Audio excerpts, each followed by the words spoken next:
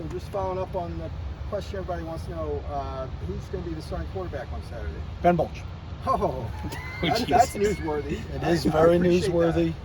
And it's a heavy run emphasis. A lot of am I handoffs. involved in the run? A lot of QB power. A lot of handoffs. Just a lot of handoffs. But I think you can get us in the right package. No QB sneak, nothing. I think you can do a QB sneak. Maybe one. Big push for the big push. For the big push. So, again, we get till Friday when we get through the whole week, and then we sit down and go through rotations about everybody at every position. We're going to do this every week. So. But just to confirm, it sounded like you said after the game, Colin's going to play. Yeah, Colin's going to play. So as long as Colin doesn't get injured between now and Friday. So we'll probably see all three of those guys then? Yeah. Okay. Go ahead. No, go ahead. You had a guy like Kamari Ramsey get his first start. Mm-hmm. What was his performance like? What do you just think of his journey? Yeah, so we're really, really happy with where Kamari is right now. I thought he had an outstanding offseason for us. Played in 4 games for us last year. Mm-hmm. You know, and with the new redshirt rule, we were really conscious. You know, he played in the second to last game of the year, which was game 3. Then we held him out so that we could play him in the bowl game. So he didn't play in the Cal game, but then he played in the bowl game for us. But we got a chance to maintain his redshirt year, so he has 4 games experience last year. And then we thought he played really well in his first extended playing time against Coastal. And so I think he's got a really, really bright future here. And we're excited, you know, and obviously the safety position, we have some returners on defense, but losing Mo and Blay, 2 stalwarts for us that were back there for a long time at the safety spot. You know, we had Kenny Churchwell, who's played a lot of snaps, and Alex Johnson, but to have Kamari come along like he's come along has been really good for us. And you had another guy like Josh Carlin make his first start, another Sierra Canyon guy.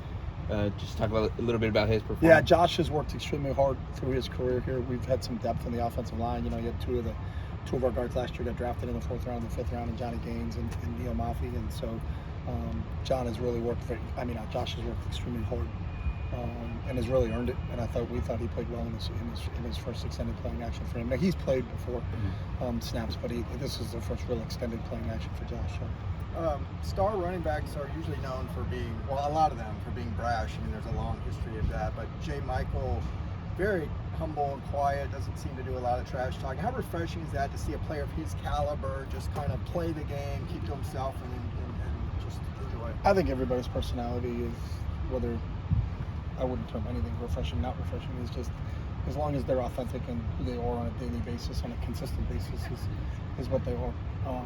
Jay Mike's been great. You know, in terms of his work ethic, his attention to detail, you know, really, he's really precise in everything he does. He's a great practice player. Really, you know, wants to work on his craft and you know, has that kind of NFL professional mentality that every day that he comes out here on the practice field or be in the weight room or in the meeting rooms, he wants to get better. And he's always working to constantly get better. He's always asking questions. But we're really pleased with where he is right now, and he's been a big addition to our wideout room. As you continue to evaluate the quarterbacks, how beneficial is it to see them in a road environment for the first time? Yeah, I mean, that's another challenge, and I think that's a really good point. You know, we're getting a chance to go on the road for the first time here, and to a new stadium. You know, I've heard it's a really nice place, and obviously San Diego State has a really good following, so we expect a full house down there this week. So. It'll be a challenge just because of the talent of San Diego State itself. They've been one of the top teams in the Mountain West for a while. Brady does a really good job with those guys, but the chance to get our guys to play on the road is a new experience for them. And obviously we're going to have to go on the road in the league. So to get one under our belts before we have to do it in league play is a real positive for us. What's the scouting report now? Obviously, it looks like they have a good run game. What have you seen out of them? 2 games. You got 2 games of film. There's 2 games of film. You know, they played Ohio University in the opening game, and Ohio University had one of the top quarterbacks in the country, and they knocked him out of the game. You know, and they did a really good job forcing turnovers. They're the same they've always been. They're a very, very strong defensive football team. They've been that way for a while now. And then offensively, it's a little bit more of a run-operated game right now. Quarterback was the leading rusher last week. You know, he's a really, really good athlete. Was a converted safety. He's done a lot of damage with his legs. But they do have some talented wideouts and tight ends that I think we have to be conscious of in terms of what they can do to you in the pass game. But they're a really well-coached team. They're sound in every phase. They have an outstanding kicker. Someone who goes and watch those can really kick the ball. So, you know, you're going to have to be on top of it in all 3 phases, offensively and defensively and special teams. You brought up the new stadium, Snapdragon.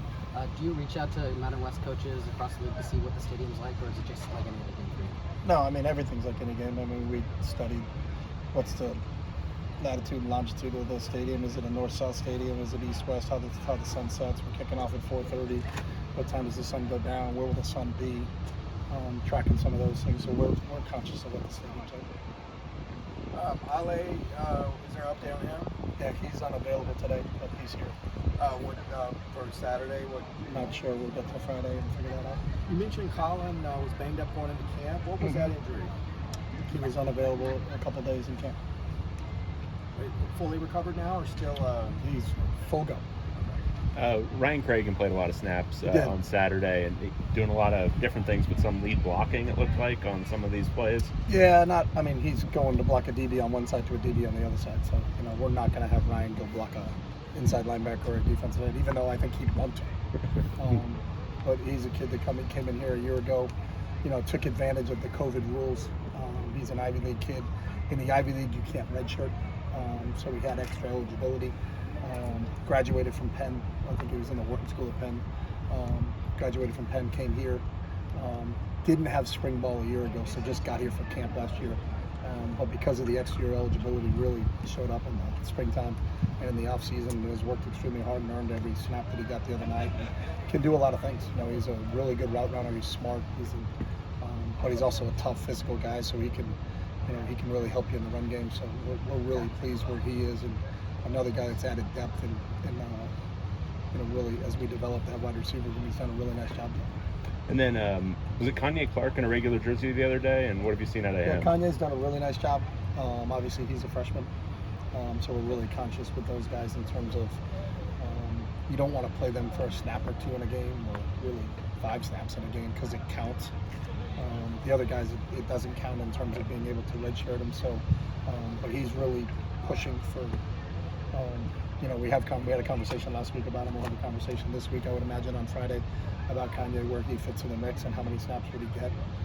But just a really bright spot for us in that in the secondary, because he's a really talented player. And I think he's going to play a lot of football for us. Did you award any scholarships? Usually asked toward the end of camp. Anybody get awarded scholarships? No, we're at 85. So. Okay. And what about, did anybody get the Nick Pasquale jersey, or how did that? His name is Alex Johnson. Oh, he'd already had it. Yeah, he still has it, so we don't take it away from. Okay. So we'll wait till Alex graduates. So Ethan graduated, and then Alex has it, and we're fortunate. I know he's another kid because of the COVID rules, where Alex is back for another year. So Alex has played an outstanding game for us the other night. And has been fantastic for us. So Alex will always wear that. Whoever gets that will wear that until their eligibility is up, and then we go to the next guys.